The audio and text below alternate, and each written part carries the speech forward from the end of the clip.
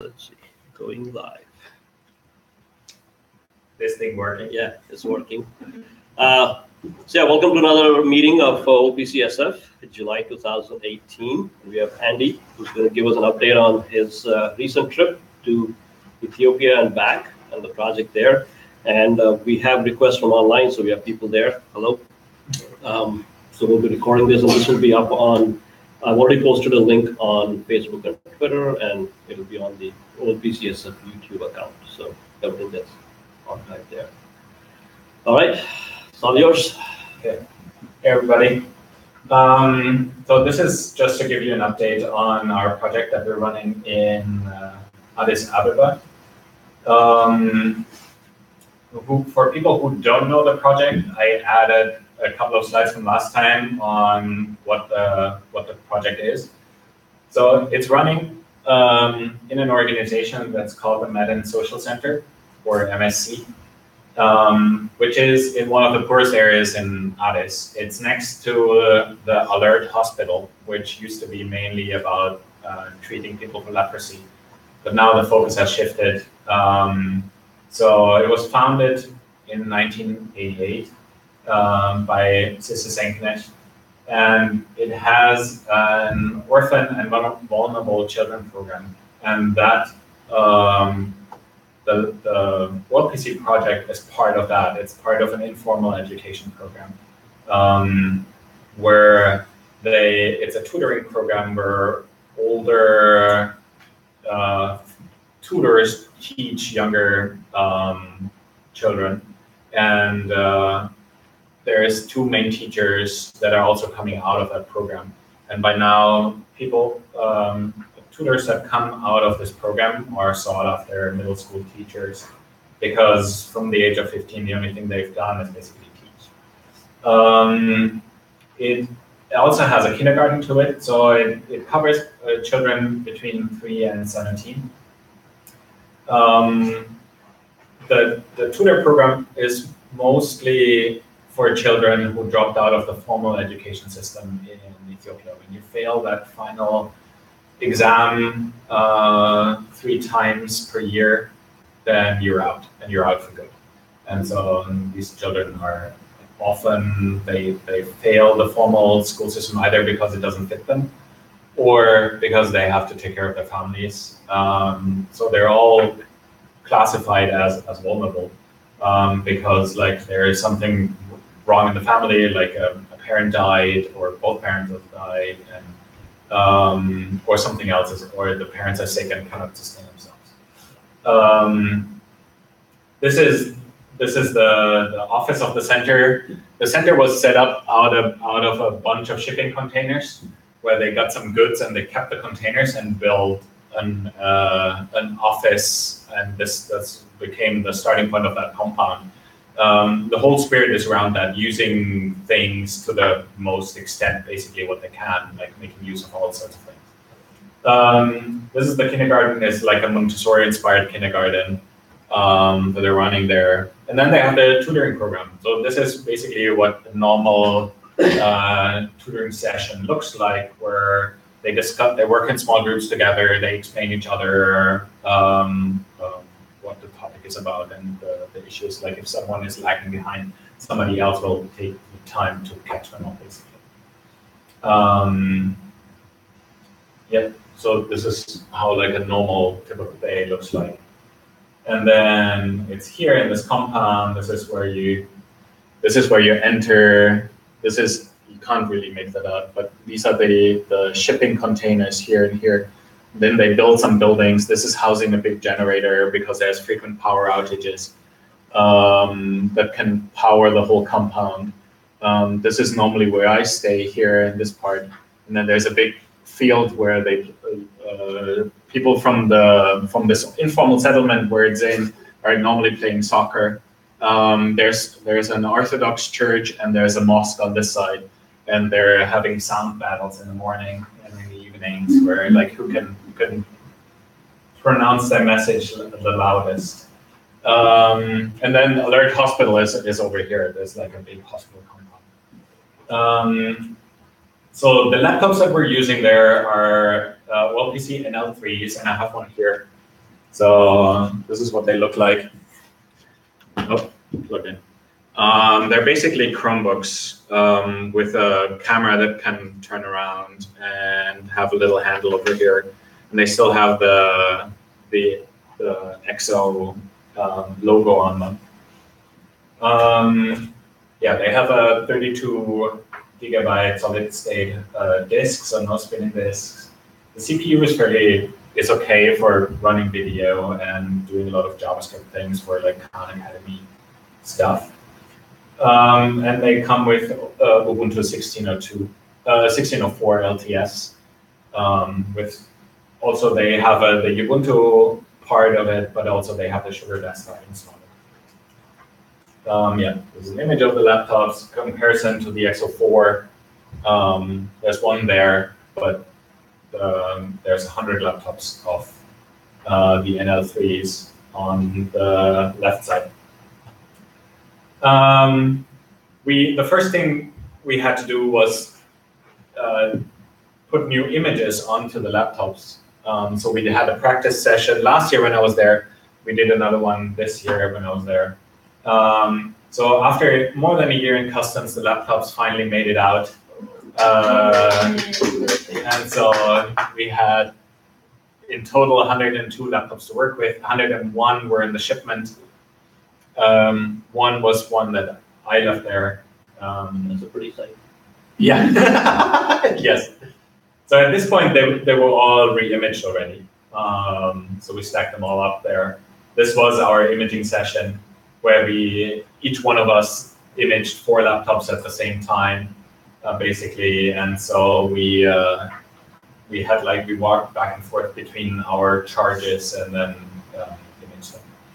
And so that was a pretty intense process. It took us like 1.5 days to image them and then another half a day to configure them because they needed to be configured to work with without internet connectivity. But still, this knew where the 2 servers that they were working with were. So we had to edit the etc hosts file on each of the laptops so that they would know where box.lan and schoolserver.lan would translate to which IP addresses on the Wi-Fi. Yeah, so this is during the session where we edit the etc hosts directory in etc host file for each of the laptops. And also connect them to the Wi-Fi. So we had the Wi-Fi hotspot there, connect them to the Wi-Fi and edit them, test that the connection was working. And we did that for all of the 100 laptops. The servers that we're working with are 2 Intel NUCs. There's also a Raspberry Pi that we put up there last year where Alex Kleider built like the nice housing for it. But we decided to go with just the 2 Intel NUCs. One is holding Pathagar, and the other one is holding, so Pathagar is an ebook library where we have about like 2,000 ebooks and Khan Academy videos in it. And this is something they can also add content to themselves. There's also a bunch of Rachel content on it from World Online. But the other one, the main one, is holding a full copy of the Khan Academy Lite and a full copy of like a whole range of MIT classes, and especially Moodle. Moodle is something that they use to organize the lessons. So this is how they set up a class by providing links to the material that the students are supposed to be reviewing before the class, and then the exercises in the Khan Academy, many of those are interactive, so the student gets immediate feedback of whether or not they got it right or wrong. So a couple of questions. One is, so you have 2 servers, so obviously you have to then figure out how to manage both on that network. Like how to get to those 2 things. Yeah, so that's why what we set up with the etc host server file. Okay. So that would be something interesting to I guess, document. And the second is, with Moodle, do you see much traction over there in terms of them being able to use it to Okay, you do. Okay. Yeah. So we had special classes. That was most of the training that we did there was doing Moodle. It took them a while, but this was already the second time. So we did it last year. Last year we spent like 3 days teaching just Moodle. This time I also spent 3 days just teaching Moodle and setting up classes, managing users, doing like the administration part of it, managing users, managing classes, and working with the content. Like how do you pull together content, meaningful lessons, like how do you structure the content, so to have like an English part where you have like a tree of lessons of English, and then you have a math part with different like algebra and other math topics basically, and how do you structure that. And then I just sent them 2 books that just arrived on Moodle administration and course management. Oh, okay. And so, and I'm getting reports from them that they really like that they have like written materials that they can go back to, and then they're doing practice sessions with it and stuff like that. So they're actively using it. Yeah. Yeah. Do the servers also include the Wikipedia for Yes. education? Yes. So there's a full copy of the Wikipedia for schools, Wikipedia for universities, and the simple English version of Wikipedia. So, full copy. And there is the Gutenberg library, 45,000 ebooks is on the full copy. So both in EPUB and PDF format. Yeah. So what I was paying a special attention to is the RAM of the servers. We did a session where streaming 30 videos at the same time from one of the servers without hiccups. So once it buffered it, once it loaded it into memory, it was no problem to scale this up. So it was really nice. And then Nooks are pretty tough pieces of hardware. So the only thing I'm a bit worried about is dust. They will. So you will see a photo here. This is the setup. How do you keep them cool? They keep themselves cool. They have like fans inside, but that's a problematic because they pull in dust. It's a pretty dusty environment, especially in the off-rainy season. So now it was rainy season, it wasn't that dusty. But during the dry season, it will become very dusty. And then the problem with fans is that they also pull in dust. So the solution we came up with is putting them in basically breakfast boxes. How do you call them? Bread boxes, like kids would take to school. They're small enough, and then have the laptops came with this white padding foam that you can pass air through. So they will cut a piece to put the wires through, and that will also let air in, but the air becomes filtered by the plastic, basically. So we were recycling the packing foam from the laptops for housing the servers, and each server will be in its own box. Another issue there is power. So you see here, there's a UPS that I bought last year that powers the servers for about like half an hour. So that's the time they have to go over when the power fails to switch on the generator. So they hear the beeping from the UPSs when the power fails. Then somebody starts the generator, switches over the power to the generator. So they have like between 15 minutes and 30 minutes to walk over to the generator, switch it on. The Wi-Fi setup is such. And what would be the consequences if they didn't get the generator fast enough and they know if they have very little fuel, and the generator is likely to fail, or they can't switch on the generator for other reasons, they know how to shut it down.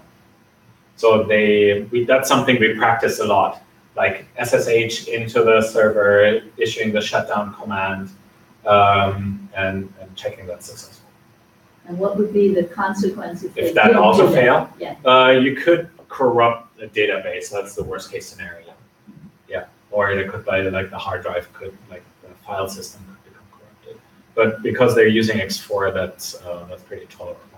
So that has good recovery functions. But happened on the Raspberry Pi last year that the database became corrupted. This is why we switched over to just using the the file system on the Raspberry Pi wasn't as powerful, apparently. Also, we're using MySQL, not PostgreSQL.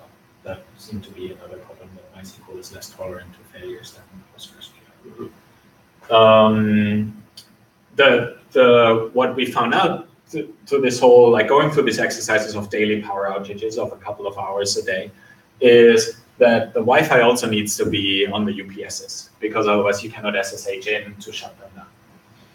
Right. So the whole Wi-Fi setup also needs to be behind UPSs. And fortunately, the another side effect of the UPS is that they shield the servers from power spikes. Every about 10 minutes or so, you can hear the UPSs switch over to the battery when they have a power spike. You can hear the clack clack when the relays go on and off. So yeah, so there are frequent power spikes, and the power is very unstable. It also happened that voltage dropped. There are drops in voltage where the UPS thinks the power is failing. The power is still there, the lights are on, but the power dropped below the level that the UPS is tolerant for. So power is a big thing. The network is set up. So this is the network we ended up with. We bought the strongest Wi-Fi router available in Addis after long searching. It's a 3x3 multi-user MIMO router. We didn't get a 4x4 one. That was like the currently best available, but we got a 3x3 one, which is a fairly powerful one that can do a lot of routing without. What do those numbers mean? 3x3? So it's 3 in and 3 out clients do multi-user. So you could do like 3 users simultaneously. You could do gaming on it, like online gaming, for example. So that's what basically is like a power spec. But so it just means it's fairly good and efficient at running without heating up so much. So what we did is set this one up as a central router. That is here in this image. This is the central router. We replaced this one because this one wasn't powerful enough. This became one of the access points now. So we use 2 true access points. This is a true access point. It's not a router. It's just an access point that does relay. And so we now have 2 of those and 2 routers, and all of them work as access points for the central one. So the central one only does bridges. No client connects directly to the central router. That's essential because there's too much interference otherwise. So the clients, the laptops only connect to the access points, and there's 4 of these access points.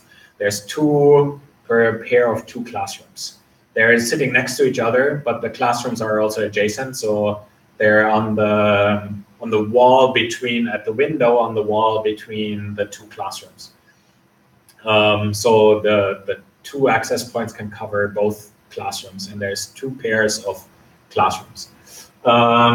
So the setup is like 1 central router, 2 Wi-Fi access points there, 2 Wi-Fi access points there, and all the Wi-Fi access points do bridging to the central one, and that works robustly without too much interference. We tested different setups where like we do bridging, but also allow clients to connect directly to the central router. But that in that courtyard, in that setup, created so much interference that the bridges would frequently lose connection to the main router. So if they ever want to scale it up, so they have 700 students in total. We have 100 laptops. If they want to use the 100 laptops at the same time, they need to string wires across the courtyard. So the setup is such, there's one room here that has the charging station basically and the servers.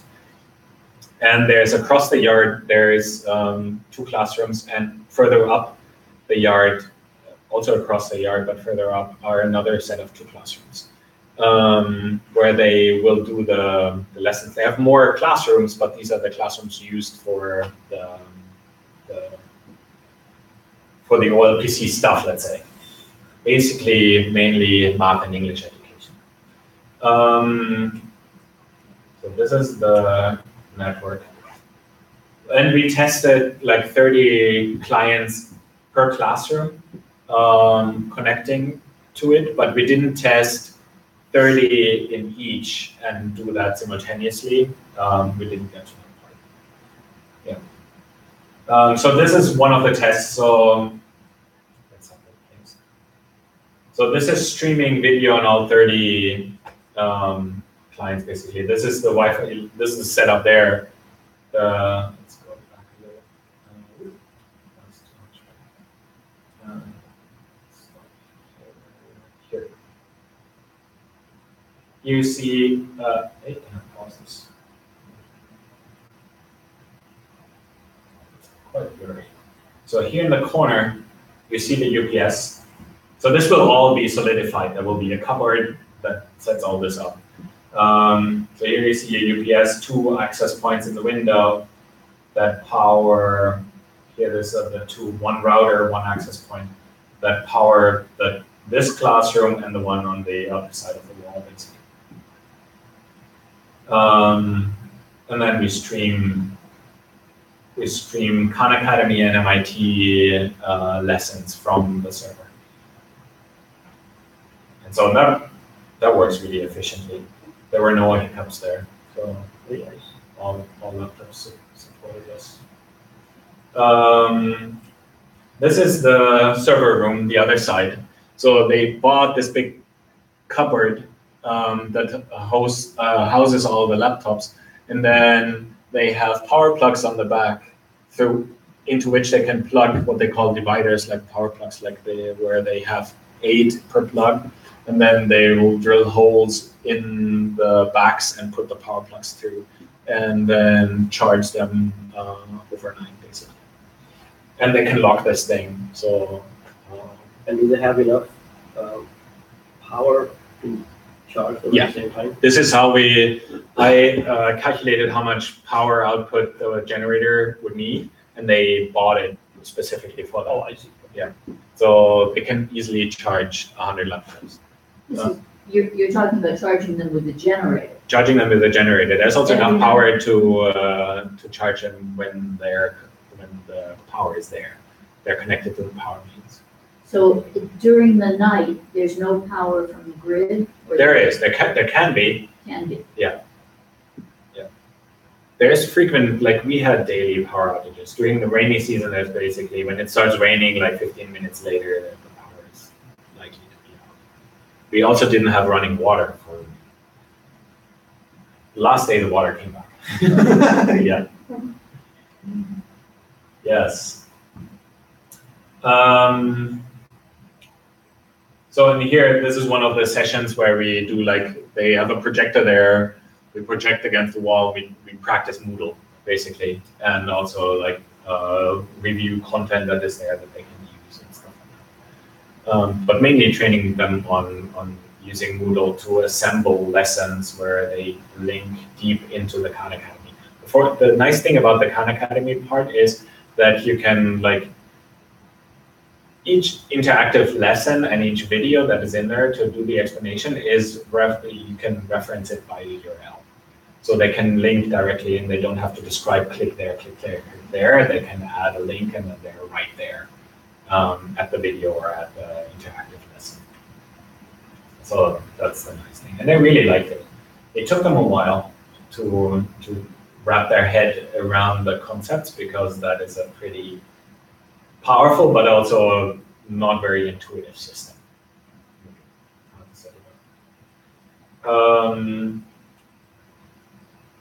Yeah, so the first issues we ran into that they need basic Unix skills to shut down the computer, for example, to run a backup, these kind of things. So we installed backup scripts and external hard drives so that there will be a complete copy of the hard drive content that gets backed up every week and stuff like that.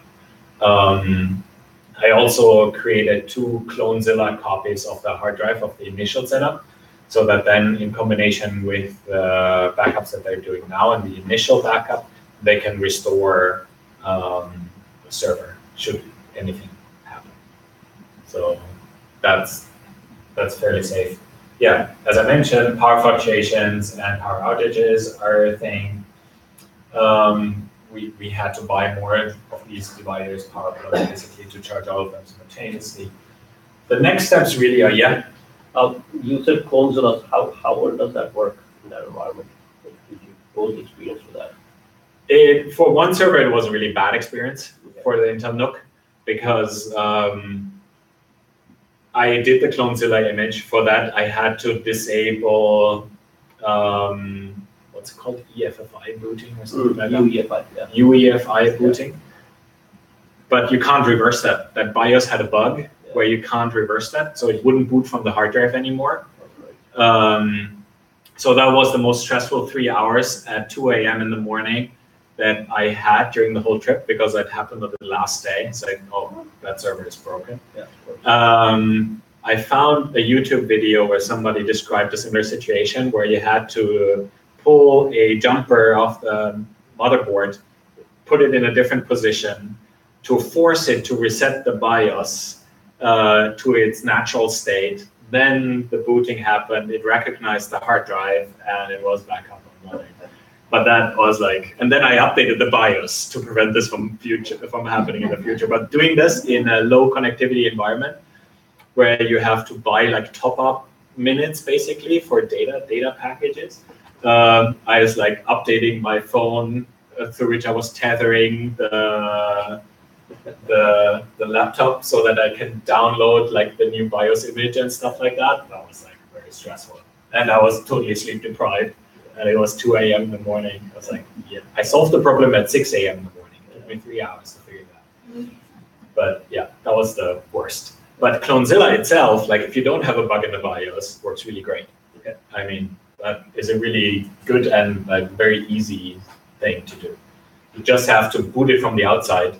So you create a thumb drive from which you can boot the Clonezilla image, and then it will guide you through the process. Yeah, that worked really well until like you try to boot it up again and then everything failed. Anyway, so we got it working. So now they do basically an rsync backup every week with a differential backup, and together with the initial backup, they can restore the hard drive.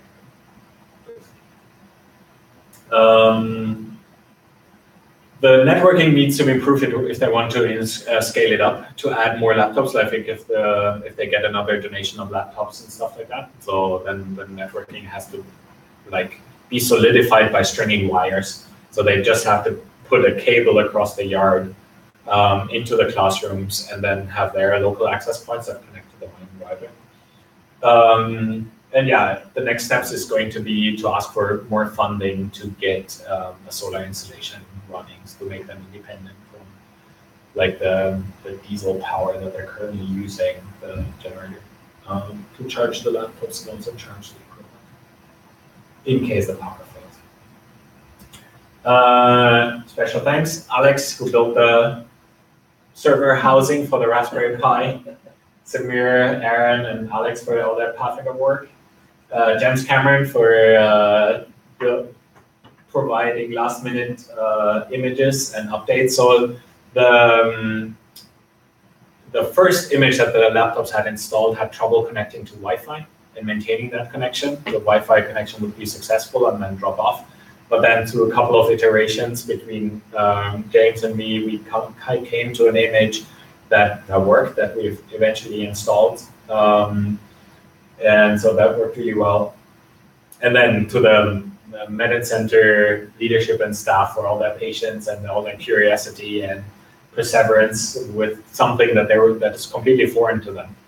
And of course, my family for holding the fort. Yeah. That's it. Right, great, awesome. So from here on, you've got, I guess, as they have to maintain it, and then any new items that get shipped, they have to then continue to sustain that. Yeah, exactly. So they know now. So we trained them in setting up new laptops. They know how to image the laptops. They know how to maintain the servers. But like teaching all this is very tense and so we documented everything. like we have now an admin manual where it's like, do this, type in this command, type in that command to sort of like keep it alive with them. And they hold that admin manual in. So yeah. And is your plan to return after 6 months or a year or whatever? Yeah. So we'll like continue with like updating the installation, let's say. See what breaks, see how long they last. So in total they have now 102 laptops. 101 got shipped to them. One I left there. Out of the 102 laptops, 2 didn't turn on. That was the only hardware problem we had, but there was a known issue with dust in the RAM. So we opened them up, we pulled out the RAM, we dusted it off, we blew out the sockets, inserted the RAM back in, closed them again, they turned on, no problem. So that was the only, so all of the laptops are working. So we had 0% failure. We had Wow. less than 2% failure initially, but like we got it work. So the hardware seems to be working fine. So let's see how long they last in the field when they're actually in use. Now they've just been sitting there in custom, so now they actually get deployed in the field and we'll see how they do. This is a high humidity during the rainy season. They're like, this is a concrete building without any water getting in, but still like the doors is open when people walk in and out, and so there's humidity coming in there. There's dust coming in through everything. So we'll see how they do when they run this. And then, what kind of hardware is available locally if they wanted to say not wait for things to get shipped, but perhaps buy something locally? Small PCs are available that they could use as servers, for example. Okay. Laptops are readily available, Yeah. like Windows laptops. There's Toshiba laptops, Asus laptops, Dell laptops. Like So arguably, they could acquire those and reimage. yeah, exactly. Yes. Some minor changes. Yeah. So, I also showed them how you can do that in a Windows laptop, how you can set up a Windows laptop to do the same thing, like where you find the etc, the equivalent to the etc hosts file and stuff like that, to set them up to work in a similar fashion as one of the NL3s. So they know how to do that. All the Wi-Fi equipment was bought locally. I've left tutorials how to link them to the main router, how to configure the main router, how to log in there, and these kind of things. So it's like all the equipment that is currently installed there, they could replace with local materials. Yeah. Yeah, that's one of the important things with sustaining a project is, and you want to control is how hard it is to get stuff in. Yeah. Yes. So Yes. It's really tough. I would rather buy anything local. The servers I brought in my hand luggage, right? And one of them was brought in. So they have already one backup Nook that my brother brought in. I gave to my brother. My brother was traveling to Ethiopia, landed in Addis, handed it over to them. And so the Nooks you can easily put in your hand luggage because they're like the size is less than, it's like 4 slices of toast. Yeah. It's like, and the Raspberry Pi even easier. Right? So but I'd rather have them buy it locally next time. Yeah. No, it definitely makes a lot of sense if you can find those locally and it's reliable. Yeah. No, the other thing I was curious about was the language issue, both in terms of, I guess, what is used by the students, so English versus Amharic, and the staff that's running the whole thing. What's your experience about that? The Hirut and Fakaru. Fakaru is the math teacher, is him, and Hirut is the English teacher, and Zeman is the main administrator. She's trained in IT, so she has an IT background. She's teaching English, and he's teaching math. The students from high school onwards, the language in the school is supposed to be English. So in the traditional schools, when they drop out late, they've had English in school. Okay. And the main language in school is supposed to be English. Unfortunately, very often in reality, it's still Amharic. There's Amharic English dictionaries in the e-library that they can also use, but it's like the whole project is about teaching them English. The English of these three and the head of like Sister Senkenesh is very good.